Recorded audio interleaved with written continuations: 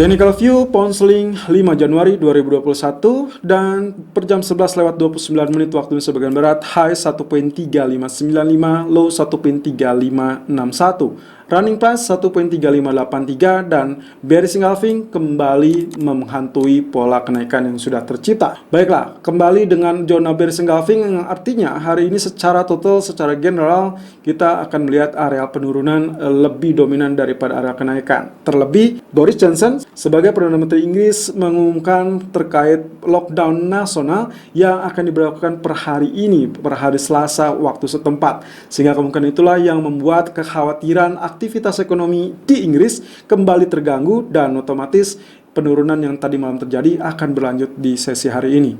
Oke, kalau misalkan bearish engulfing seperti ini, yang harus Anda lakukan tentunya adalah area sell. Di daily chart sangat mumpuni karena apalagi kemarin kita sudah sempat spike sampai zona 1.3703. Lalu kemudian juga pernah kita sampaikan ada kecurigaan-kecurigaan lain, dan kemudian kalau kita lihat di grafik H4-nya, ternyata juga zona trendline itu sudah ditembus, yang berarti mengisyaratkan terkait dengan secara garis besar atau mungkin intraday lebih kecenderungannya adalah perubahan tren untuk sementara waktu.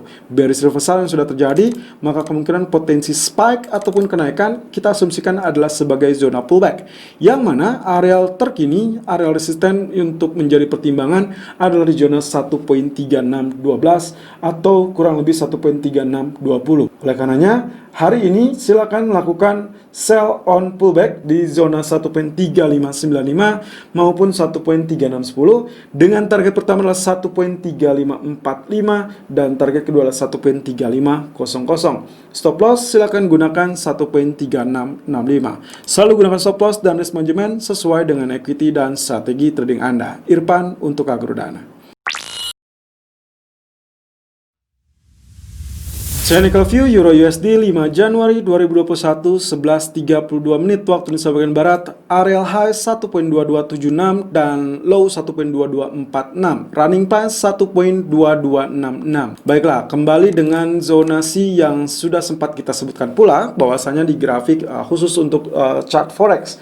Tadi pagi kita sempat men-share untuk melakukan buy on dip di kisaran 1.2240 ataupun 1.2255, yang artinya sebetulnya arealnya sudah pas karena areal terendah berada di 1.2246 dan tertinggi sementara waktu berada di 1.2276. Kalau dengan demikian, apakah TP pertama kita 1.28 atau 1.2300 bisa tercapai apa tidak, itu yang akan kita lihat. Oke, kembali dengan zonasi wave kelima, di mana areal ini lagi-lagi masih tetap mengalami gangguan untuk beberapa saat.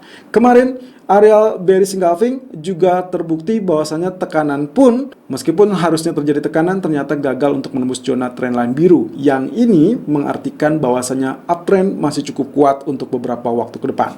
Lalu kemudian ditutup dengan area doji candle. Ya, ini adalah inverted hammer karena bentukannya mirip jarum, lalu kemudian arah ke atas.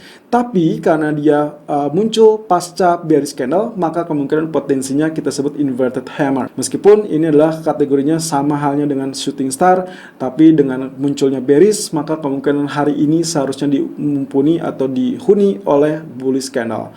Sehingga kemungkinan untuk hari ini saya akan mencari area buy, dan kalau dilihat arealnya sudah pas di sini, ya saya berharap ini tidak akan terjadi sesuatu hal yang merubah strategi kita. Lalu kemudian areal yang sangat pantas adalah 1.2299. Ini adalah areal historical price, meskipun tadi malam itu sempat mencapai 1.2308. So itu adalah TP pertama kita. Saya rasa cukup wajar karena memang diperkirakan juga range-nya tidak akan terlampau lebar untuk kali ini, dan semua mata, semua investor akan tertuju pada Senate runoff, yaitu putaran kedua pemilihan Senat di Georgia, Amerika, dan kemungkinan akan merubah segala bentuk ataupun kondisi fundamental.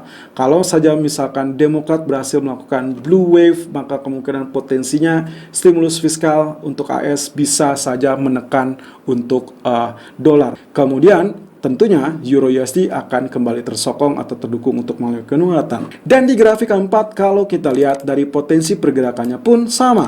Kemarin kita sempat melihat areal ini berada di areal bibir dari areal trendline merah, di mana pola penurunan sebelumnya di pekan lalu itu kita anggap false breakout, lalu kemudian dia sempat spike melewati areal biru dan kembali tertekan, tapi kurang lebih dia masih tertahan atau relatif tertahan di zona garis atau trendline ini, sehingga kemungkinan potensinya inilah sebabnya kenapa saya masih tetap menjunjung tinggi areal garis trendline tersebut sebagai zona areal kuat, sehingga kemungkinan potensi buy on dip kali ini 1.2240 ataupun 1.2255 sangat layak untuk dilakukan untuk Euro USD. Target pertama 1.2300, target kedua adalah 1.2365, dan stop loss kita berada di 1.2185. Selalu gunakan stop loss dan risk management sesuai dengan equity dan strategi trading Anda. Irfan untuk Agrodana.